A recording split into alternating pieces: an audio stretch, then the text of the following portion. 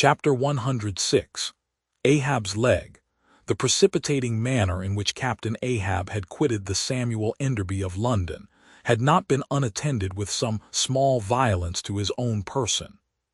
He had lighted with such energy upon a thwart of his boat that his ivory leg had received a half-splintering shock, and when after gaining his own deck and his own pivot-hole there, he so vehemently wheeled round with an urgent command to the steersman, it was, as ever, something about his not steering inflexibly enough. Then the already shaken ivory received such an additional twist and wrench, that though it still remained entire, and to all appearances lusty, yet Ahab did not deem it entirely trustworthy. And indeed it seemed small matter for wonder, that for all his pervading, mad recklessness, Ahab did at times give careful heed to the condition of that dead bone upon which he partly stood. For it had not been very long prior to the Pequod's sailing from Nantucket that he had been found one night lying prone upon the ground and insensible, by some unknown and seemingly inexplicable, unimaginable casualty, his ivory limb having been so violently displaced that it had stakewise smitten and all but pierced his groin. Nor was it without extreme difficulty that the agonizing wound was entirely cured.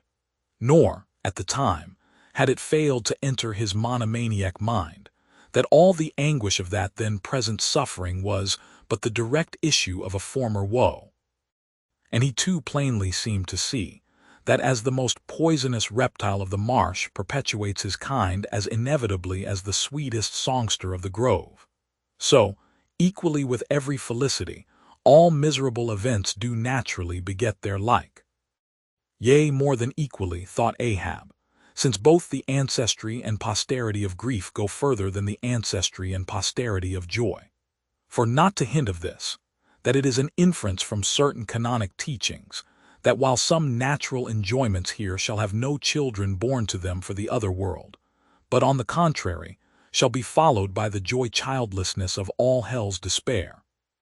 Whereas some guilty mortal miseries shall still fertilely beget to themselves an eternally progressive progeny of griefs beyond the grave. Not at all to hint of this, there still seems an inequality in the deeper analysis of the thing. For, thought Ahab, while even the highest earthly felicities ever have a certain unsignifying pettiness lurking in them, but at bottom all heart woes a mystic significance, and in some men an archangelic grandeur, so do their diligent tracings out not belie the obvious deduction. To trail the genealogies of these high mortal miseries carries us at last among the sourceless primogenitures of the gods.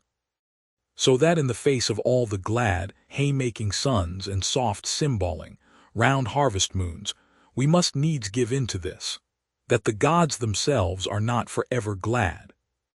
The ineffaceable, sad birthmark in the brow of man is but the stamp of sorrow in the signers. Unwittingly here a secret has been divulged, which perhaps might more properly, in set way, have been disclosed before. With many other particulars concerning Ahab,